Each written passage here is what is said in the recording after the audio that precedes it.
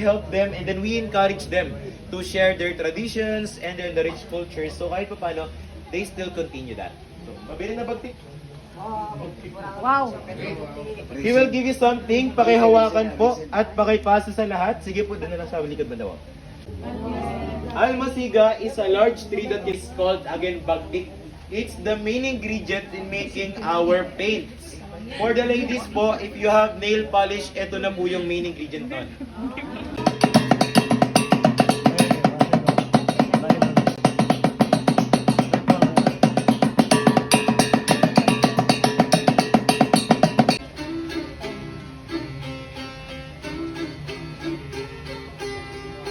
Di na ko kahuli. Ding.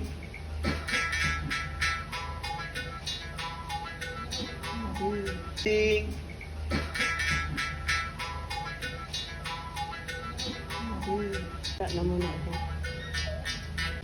They also have blow darts because they said that during the rainy season or pagtagulan, they also hunt birds, squirrels. That's part of their diet. So before that, they have a technique. They used to imitate the sounds of birds. Tampios. Sige. That's how they make fire. They call that santikan. It means to strike or friction. So now, all you need is dried leaves to make fire. Let me show you again para makita nyo lahat na nasa likod. First is a native cotton they make.